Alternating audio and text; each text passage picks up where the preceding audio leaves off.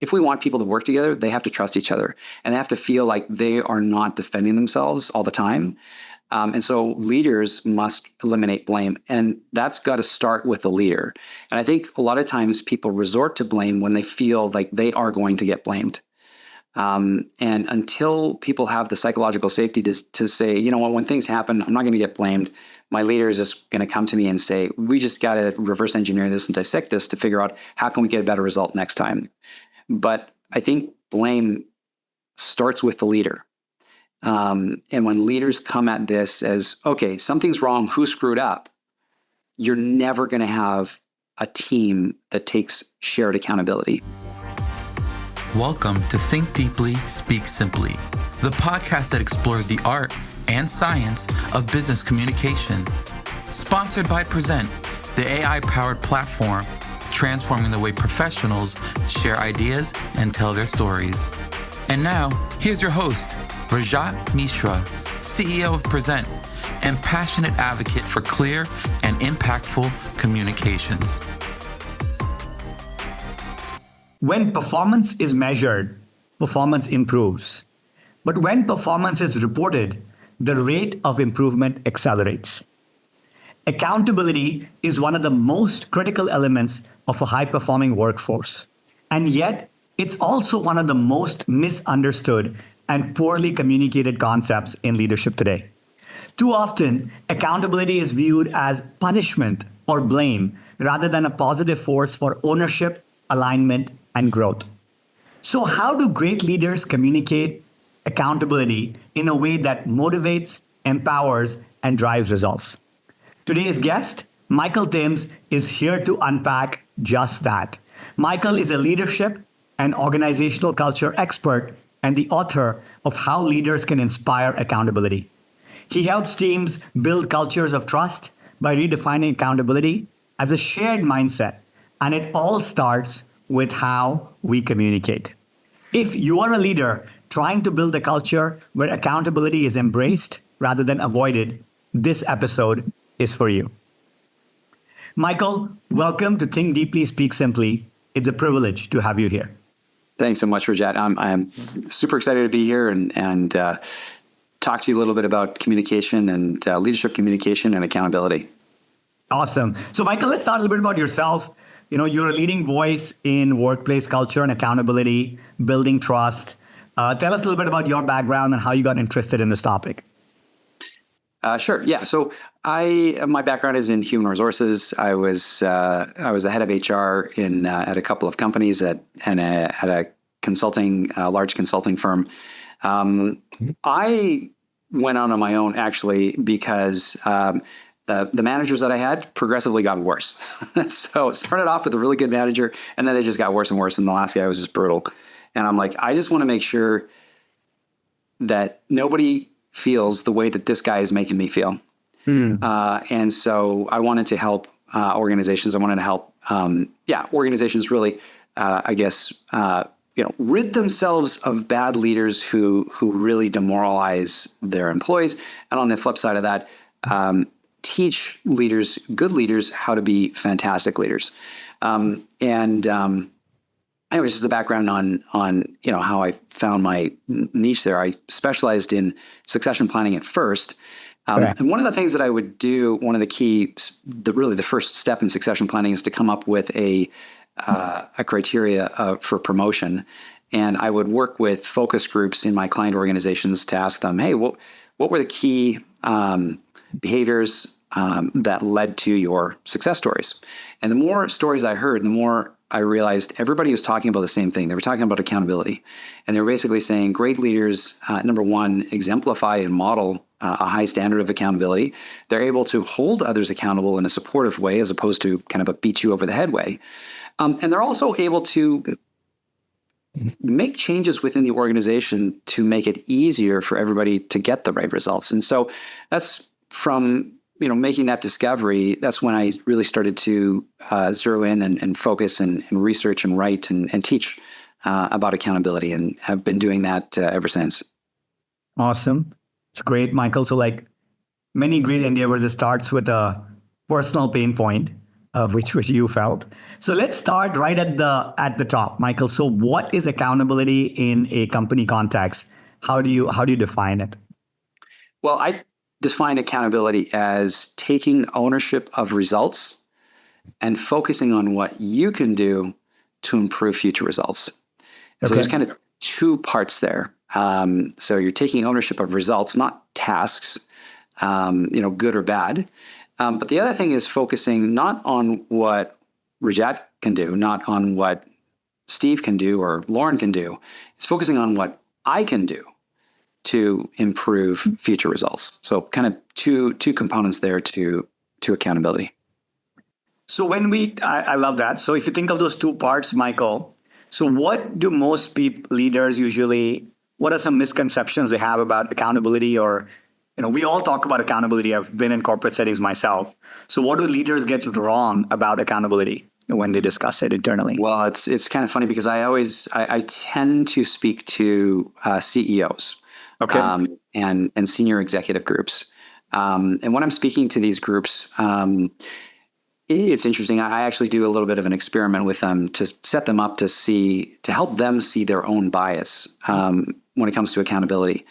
And I'm not going to tell you how I do it in case any of those potential groups might be listening and want to bring me in. But it is interesting that every time I do this, it's revealed. They tend to have an aha moment when they realize, oh yeah, you know what? I was thinking about accountability about, if there's an accountability problem, people tend to think it's over there. It's the problem is over there. It's over there, or it's these people. They are the problem. Almost nobody thinks about accountability in terms of, oh, maybe I'm the problem. Maybe this accountability problem starts with me. And almost nobody thinks in those terms, when in reality, that is how you create a culture of accountability. When people particularly when people in leadership positions really understand the problem is not other people, the problem is you.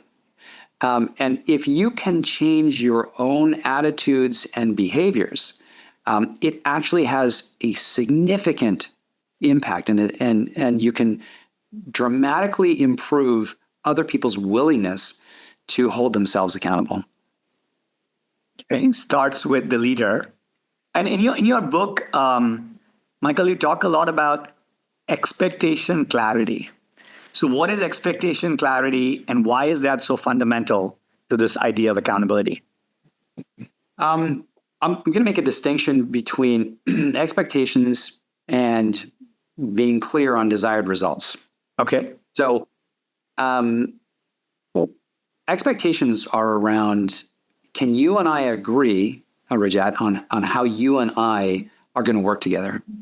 Right. Mm-hmm. An expectation is, hey, look, I expect that I'm going to meet my deadlines and my commitments to you. You're going to meet yours to mine. If you feel like you're not going to be able to meet one of those deadlines, I expect you to let me know well ahead of time so that we can sort of mitigate that, so that we can, in fact, make our deadlines. Or I expect you to let me know if something's not working for you. I expect you to talk to me face to face, as opposed to you talking to Sally, right? And then that's what I mean by expectations. What are the ground rules that you and I can agree to around how we're going to work together? Okay. But I'd say another key component to getting the right results is to be clear on the desired results. When I'm asking Rajat, when I'm asking you to do something, it's important for me to get clear on what is the desired outcome. Like why am I asking you to do this? Why is it important? Mm-hmm. What are the consequences if you don't achieve this desired outcome? So that's something I think is really important. We make the distinction. Expectations, critically important to getting the right results, which is how are we going to work together? Desired results are like, am I being clear on what it is I want you to deliver? Not how you are going to deliver it, but what exactly is the outcome that I'm asking you to produce? Yeah. So talk about the why and the what, not as much the how. And then You also mentioned, Michael, when you're speaking earlier, this distinction between tasks and expectations, right? Can you just talk a little bit more about it? Because there's a lot of discussion in big companies about doing tasks, right? So you have a sharp distinction there. So what is it? Yeah, so the distinction is really between tasks and results, and accountability is not taking ownership. So here, let's make a quick distinction here. Responsible people, we want responsible people, but to be responsible means to take ownership of tasks. I can expect that you will do what you say you're going to do, right? That's a responsible person. But accountability is taking ownership of results. I can count on you to achieve the results that I'm asking you to achieve. Okay? There's a big distinction between those two things, but we often confuse those things. And I believe it's that confusion that creates a lack of accountability. And I think a lot of people believe that they are simply responsible to complete the list of tasks on their job description or on their to-do list. And they say, you know what, I've done A, B, C, and D. I'm done. I'm out. The outcomes, Rajat, are on you, right? You're my boss. So you deal with the outcomes. That's not what we're talking about, right? Accountability is taking ownership of results. It's like I own the outcome, good or bad, and I am responsible to achieve the outcome. I'm not responsible simply to do a set of tasks. And it dramatically changes people's behavior, because I think a lot of people believe that they are simply hired to complete a set of tasks. And you will then get that attitude of like, okay, I'm out. I've done my job. Well, no, your job is, I don't know anybody that was actually hired simply to complete a set of tasks. Everybody that I know of that has a job was employed to achieve certain results. But as leaders, we're often not clear enough on what those results are, which means we're setting people up for failure. And we're almost encouraging people not to take accountability when we don't clarify what those results are that they are accountable to achieve. So that's great distinction, Michael. So as leaders, and there are many business leaders listening to this podcast, how can they communicate with their teams better so that they shift this dialogue more towards outcomes and instead of tasks and things that the checklist of things that needs to be done. So maybe you can tell us, what are some mistakes leaders make, and how can leaders get better at creating that culture of accountability and talking about outcomes and not tasks? Yeah, I think one of the key first mistakes leaders make is that they get too focused on the tasks. They get too focused on the how to do things, and they forget to talk about really what is the desired outcome and why is that desired outcome important? Why does it matter?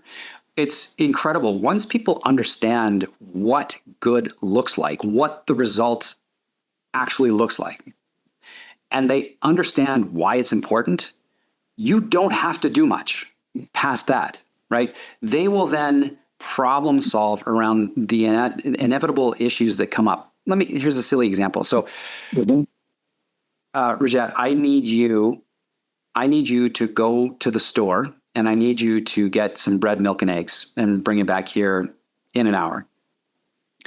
If I say, hey, Rajat, I need you to, and then I continue to say, so take my vehicle, go on this route, and go to this store, get bread, milk, and eggs, and be back, in an hour. If you go to my vehicle and it doesn't start, you're going to come back to me and say, sorry, Michael, I can't do what you asked me to do because your vehicle doesn't start. Or if, you head down the road and the route that I told you to go down is closed, sorry, Michael, I can't do what you asked me to do. Or the store isn't open, whatever it is, right? When I focus on the tasks, I'm creating a whole bunch of potential roadblocks for you, right? But if I just say, hey, look, Rajat, I don't care what it takes. I just need you to come back with bread, milk, and eggs an hour because we're making French toast, right? We want to have French toast, right? Then when you encounter problems, which for sure you're going to encounter problems along the way, you then it frees up your mind to problem solve around those things as they come up, because you are focused on the outcome, and you're going to do whatever it takes, obviously within reasonable guidelines, to get that result. But I think a lot of times leaders get frustrated when people come back to them and say, sorry, I can't do what you want me to do. And the leader is frustrated. Well, why can't you take the initiative to problem solve? It's because you, the leader, have not focused them on the outcome and on the why of the outcome. Why is it important? Everybody, I don't know anybody who comes to work who wants to fail. I think generally people want to succeed. And in order to succeed, they just need to know, what exactly do you want me to produce, and why is this an important thing that I should invest more than just my time and energy, but my emotional energy as well. So let me just dig a little bit deeper, Michael, here, because I'd say most leaders are aware of the difference between responsibility and accountability. There is the whole RACI framework we've learned focus on the outcomes. So in your example, or in your experience, why don't leaders use the second path of get bread, eggs, and milk for French toast? Why are they sometimes so directive and prescriptive, saying that do these tasks? What have you found? Why do leaders act in that way? Well, I think when you think back to, heck, even our job descriptions are written in terms of, typically written in terms of tasks, right? Yes. Do this, these are your responsibilities, and do this. And that they're not, job descriptions would be way simpler and way less text if you just said, these are the 5 or 6 key outcomes that we have hired you to produce, and this is what you're going to be measured on. It'd be way simpler. And I think, I don't know, I think it's easier sometimes for people to think in terms of tasks, but I think partially because the people who are in leadership positions typically have been in the positions that they are now responsible for.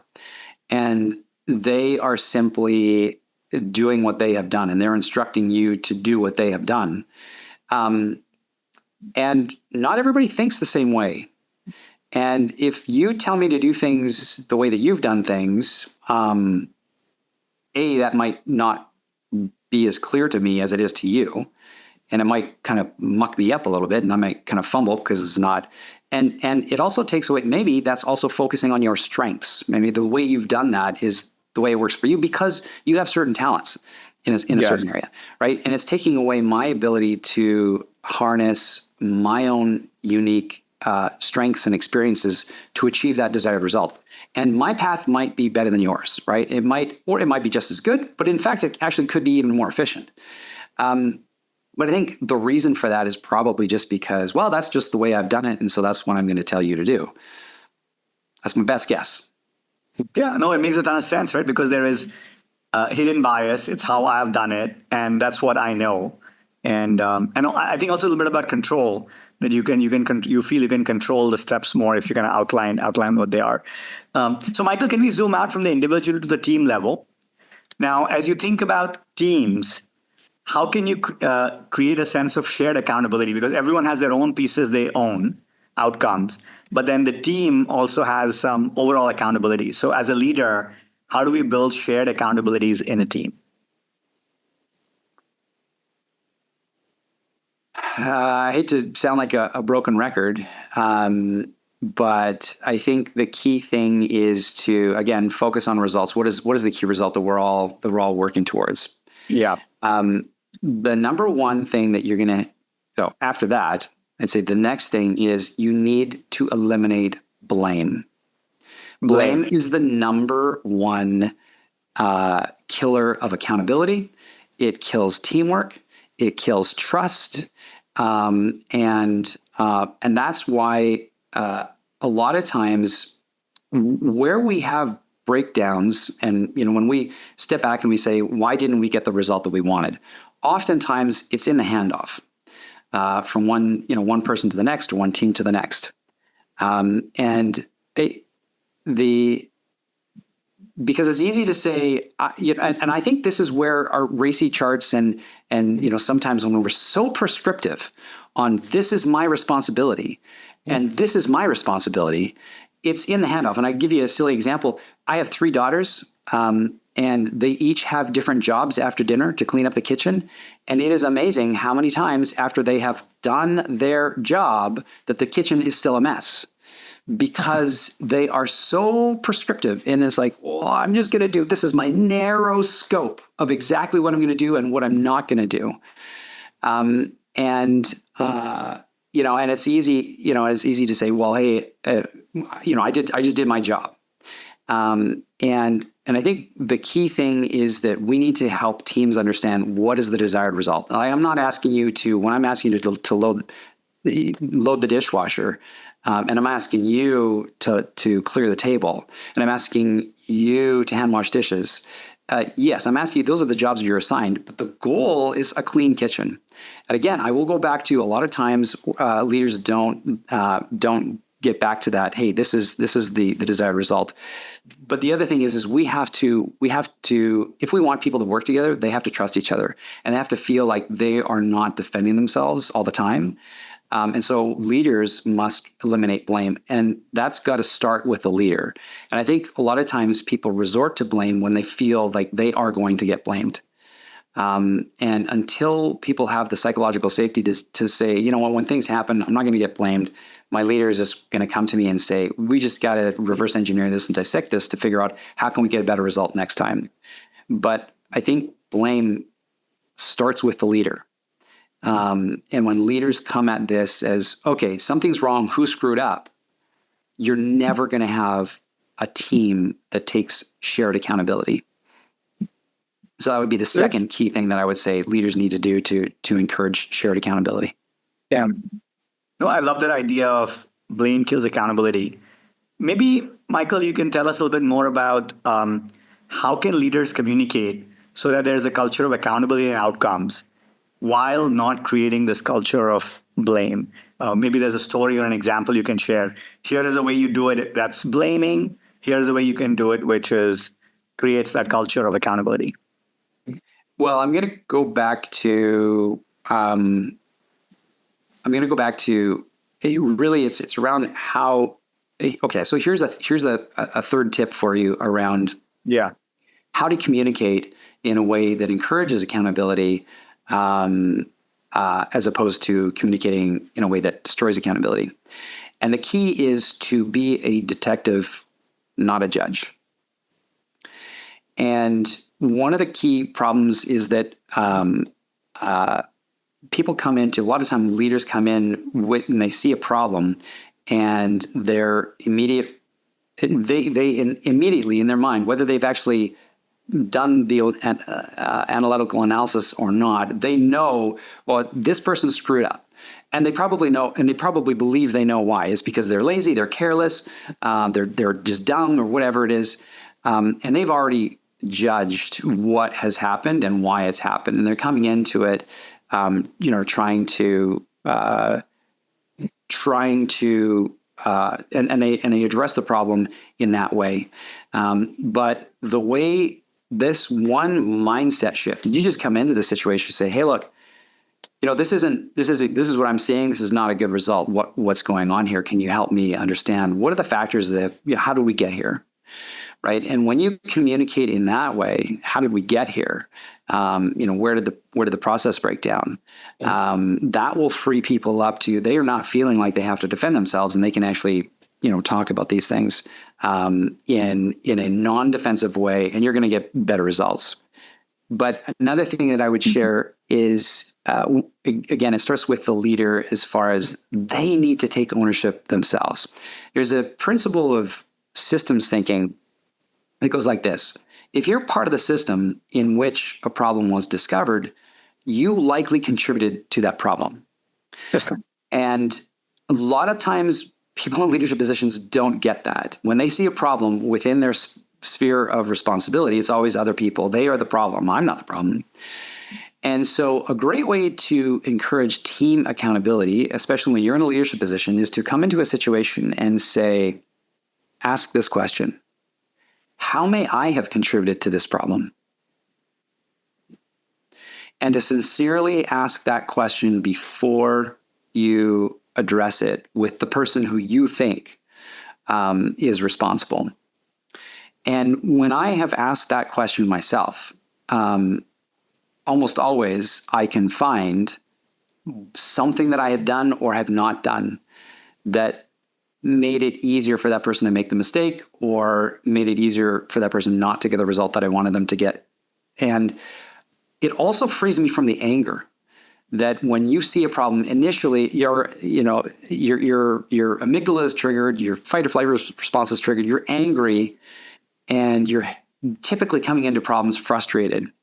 And people can feel that, they can sense that, and it's going to shut them down. It's going to make them defensive. But if you can come into a situation and you say, hey, look, this is not good. What's my part in this? And then if you can actually initiate the conversation with an individual and say, hey, look, this is not the result that we wanted. Here's my part in this. Here's what I can see, I could have done differently. What can we do to learn from this? And what are all the factors that contribute to this so that we can, make sure that this doesn't happen again? People are going to be way more likely to somehow, down the line say, you know what, actually, so I think Michael, we probably could have had a better process here. I appreciate that you probably could have done this, differently. That's great. And you know what? I probably dropped the ball too. And here's where I dropped the ball. People are going to be way more likely to come to that conclusion. If you start off holding yourself accountable and taking ownership for your part.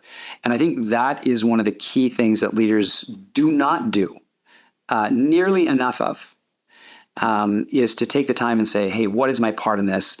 And to let people see that they are first holding themselves accountable before they go in to talk to other people about, their part in problems.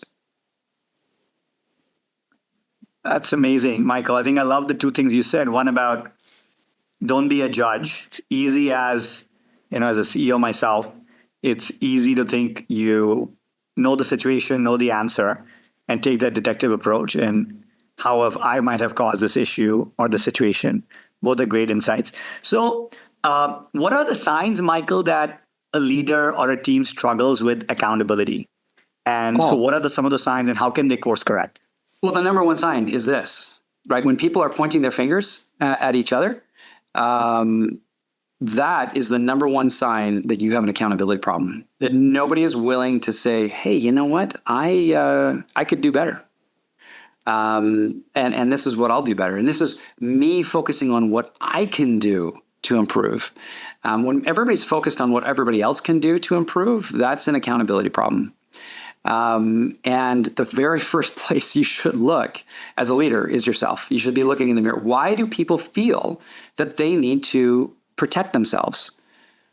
Right? And blaming other people is simply a protection mechanism. Why do people on your team feel that they need to protect themselves? And oftentimes the answer is because you as a leader are coming at problems as a judge. You have already decided what the problem is and who is to blame. Right? And that is why people feel like, well, I've got to find another scapegoat. And it's those idiots over there. It's their fault. So I'd say the number one sign, that you have an accountability problem is when there is blame. I'd say and how you resolve that is as a leader, is looking at your own behavior, your own words. Are you the source of the blame? Does it start with you? Because any little thing you do as a leader gets extremely amplified. Another sign that you have an accountability problem is almost kind of the opposite, where deadlines are not being met, quality standards are not being met, and people feel too safe, like there are no consequences. That is your other key sign that there's an accountability problem, is that when people completely blow past deadlines and have zero regard for quality standards. That again, why would that be? It goes back to the leader, because the leader is not being either clear enough on the standards and or not being firm enough on consequences. I think consequences doesn't mean like we need to fire people, but it means, am I addressing this directly? And that's the solution to that other the other problem of missing deadlines and things. Am I addressing this problem directly? And most leaders struggle in this area. They think that they're being direct, but really they're talking around the issue. They're trying to sugarcoat it, and when they're trying, or you know what, let's have a team meeting. I'm just going to have a team meeting and say, we're missing deadlines. No, that's not being direct, right? Being direct is talking to the individual and saying, hey, what happened here? You missed this deadline. That's not okay. But hey, am I part of the problem?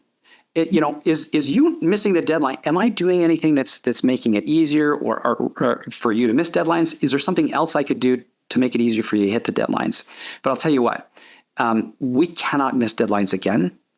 And if you do miss a deadline again, this is going to be the consequence. So let's problem solve right now. What can I do to help you? You're right. What can I do differently? Like, I'm in this. Like, I've got your back. But as an organization, as a leader, I cannot accept poor quality work. I cannot accept missed deadlines. What can we do differently going forward to make sure that this doesn't happen again?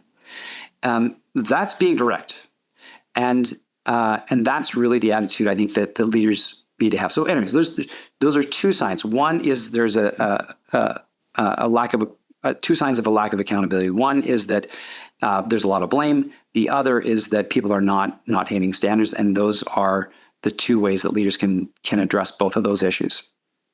Yeah, I loved how you hit both ends of the spectrum, Michael. It could be too much of blame or things are too soft, and I'm definitely going to use this tip myself in my next conversation, is how I might have contributed to the situation or to the issue. And you're right, it opens other people's up. It becomes more of a problem-solving discussion than a blame game, right? How things can be improved. So, all right, let's wrap, Michael, with if you had to share one mindset shift, right? And we talked about asking ourselves the question that every leader could use to drive accountability in themselves or in their teams. What would the suggestion be?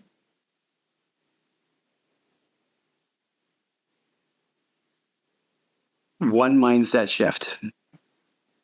If you are part of the system in which a problem was discovered, you likely contributed to the problem. That's the one mindset shift that everybody needs to adopt, especially the leader. They need to start with that, right? Which I call look in the mirror. Love it. Love that. All right, Michael, let's go to our quick fire. So I'll ask you 5 questions about business communication. And the first phrase or word that comes to your mind, just you can just share that with us, right? Ready? Sure. Okay. So, Michael, what's one word you would use to describe the art of communication?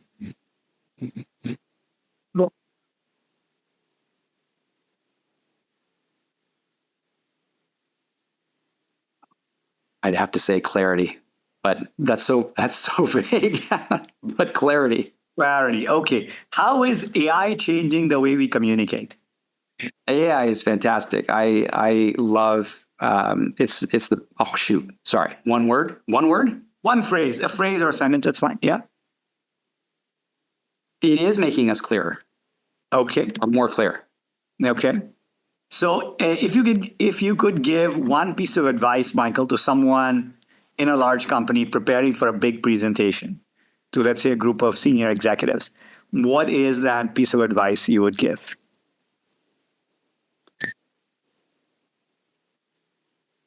Well, since you got me thinking about, okay, I'm going to give two pieces of advice. Mm-hmm. One is state your purpose up front. What is the ask? So it's inductive reasoning versus deductive reasoning. Okay, that's tip number 1. Tip number 2, I would for sure use AI to say, how can I say this to keep the details, to keep the important details, but reduce the amount of text. Those are my 2 top tips for you about presenting. Okay, great. And what is something, Michael, you wish you knew about business communication when you started your career? I would say taking ownership makes you stronger, not weaker. Fair enough. And then what is the most common mistake you see people make when they're trying to communicate in a business setting?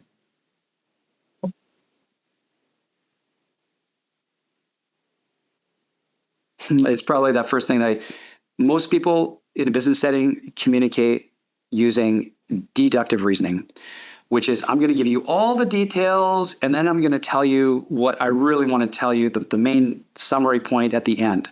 That is the exact opposite of how you want to communicate. You want to start off with what is the key here? What am I asking you? What is the big ask, right? And here's why I think this. Yeah. We, of course, at Prezent agree with that, Michael, because at Prezent itself, every member on our platform creates a fingerprint of how they like to be communicated to. And based on hundreds of thousands of people in the enterprise, we have learned that 86% of executives prefer the inductive style. So they like to hear the answer first. There are corner cases with people who've grown up in head of engineering, R&D kind of roles, so like to see the proof. But 86% of execs are inductive. So thank you. Thank you for sharing that. So Michael, thank you so much. I mean, this was an amazing conversation, helping all of us reframe the way we think and talk about accountability. And you've shown us that accountability is not just about control. It's about clarity, commitment, communication, and also vulnerability. So before we wrap up, any final thoughts, Michael, on the topic of accountability, or any resources you'd like to share with leaders if they want to inspire this culture of ownership? And where can they also learn more about your work? Yeah, thanks, Rajat. I would say if you want a quick summary of my philosophy around accountability, check out my TED Talk, How to Claim Your Leadership Power. So check that out. It's like 11 minutes, and I think you'll really enjoy it. And I think it's a easy shareable link, right? Another is, if you'd like a deeper dive on that, check out my book, How Leaders Can Inspire Accountability. So you can get that anywhere, but typically on Amazon is usually the best place. So those would be a couple of places you can check out, or you can simply Google Michael Timms. So Michael, we'll be sure to put the links to the TED Talk and the book in the show notes so that our viewers have access to it. So thank you again, Michael, for joining us on this episode of Think Deeply, Speak Simply. Next week, we'll continue exploring the intersection of leadership and communication with another expert voice. Until then, let's think deeply and speak simply. See you next time.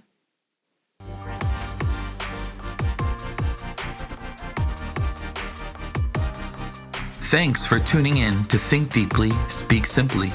This episode was brought to you by Prezent, your secret weapon for brilliant presentations. Visit Prezent.ai to transform how you communicate. Until next time, keep thinking deeply and speaking simply.